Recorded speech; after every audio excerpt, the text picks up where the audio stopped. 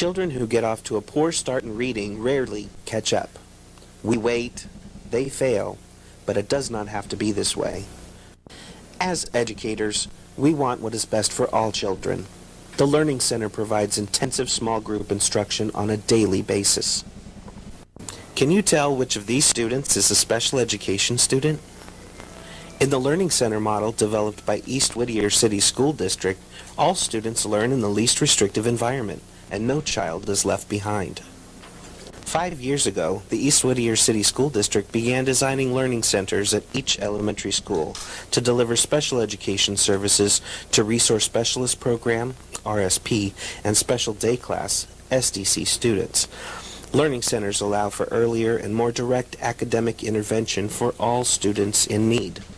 They allow staff to create individualized programs for any student, not just for students who've been identified as qualifying for special education.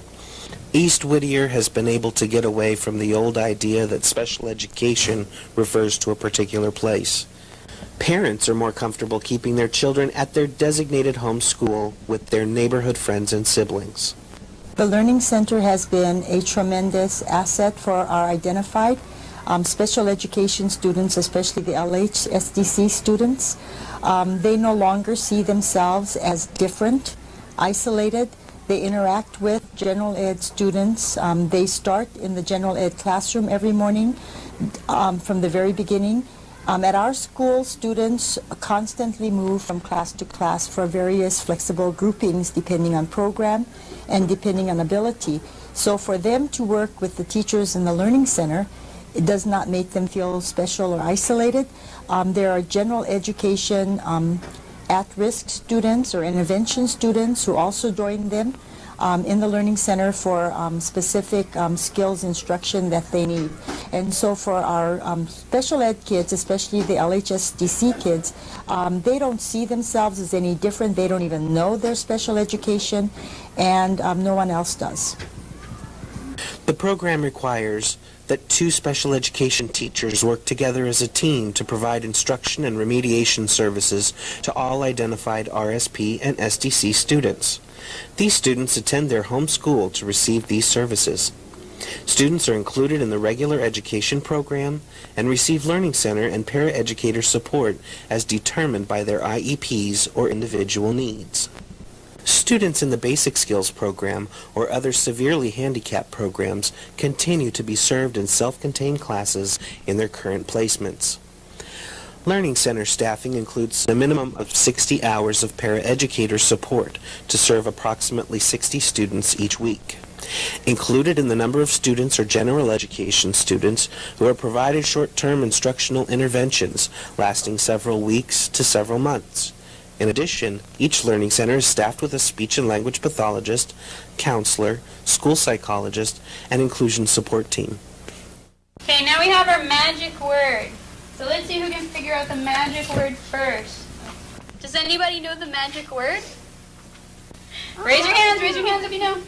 Biology? You have no, Oh, wait, sorry. You're close though. Anybody figure it out? Mrs. Pasick figured it out, by the way.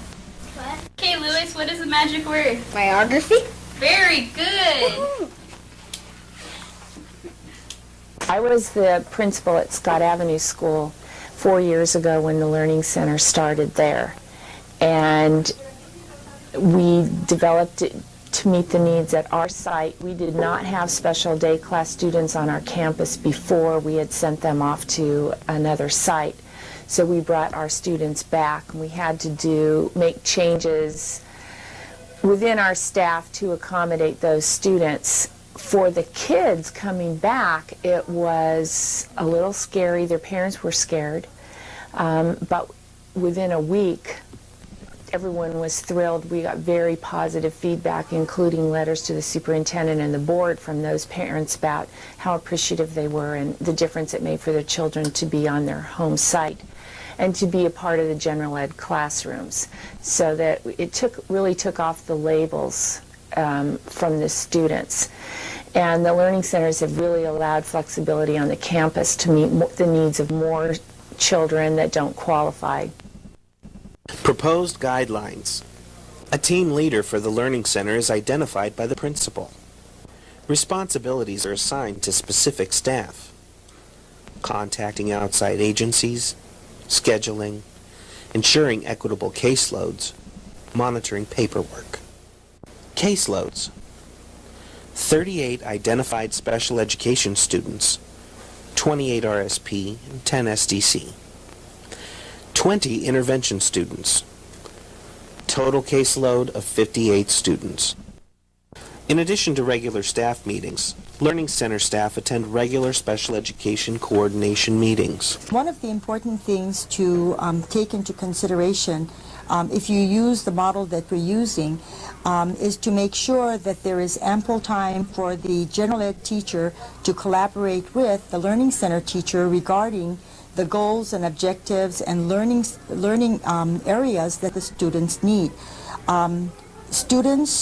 There's a high level of coordination of instruction so that students receive in the Learning Center the same instruction that the general education classroom students are receiving in the classroom, so that math occurs during math time, word study occurs and word study is given in the Learning Center, so that the special education student or the Learning Center student, general education intervention student, are not missing core instruction.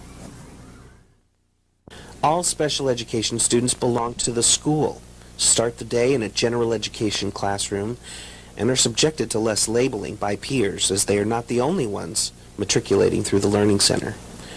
Students are assisted in the Learning Center model as soon as problems are noted.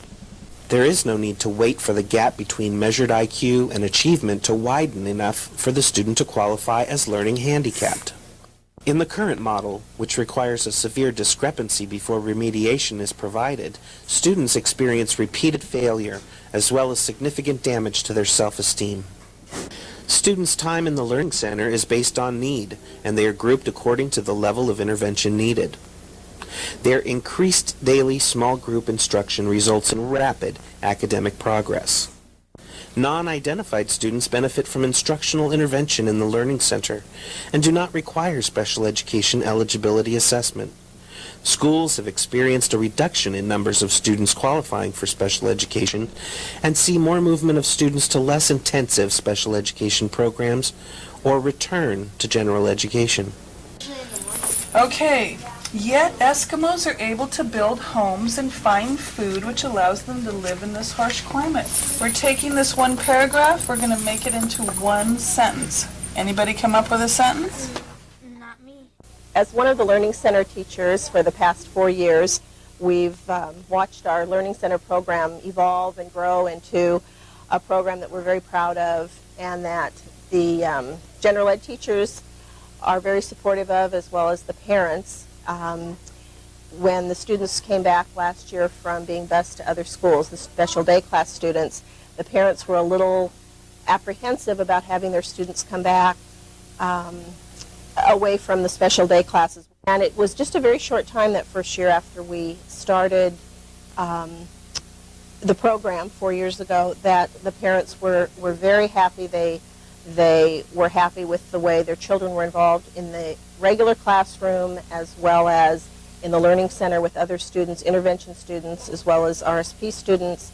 And they're very happy to see the progress their students made. When a child comes to me and asks me a question, that tells me that child's ready to learn. And so I need to fill him up. And in a classroom, I need to stay along with the teacher in the curriculum. Over here, I'm in a pull-out program to where I can go right to what that child wants. And it is amazing how far we can stretch. When we took that whole labeling thing away, it made them feel better. It made them feel more confident. And when they have the confidence, they can learn. With 2 special education teachers working together to share instruction for all students receiving services in the Learning Center, workloads are more equitable. Working collaboratively, the Learning Center teachers group SDC, RSP, and general education students by instructional need instead of classification. If one teacher leaves the school, the other Learning Center teacher serves as a mentor and support to new staff.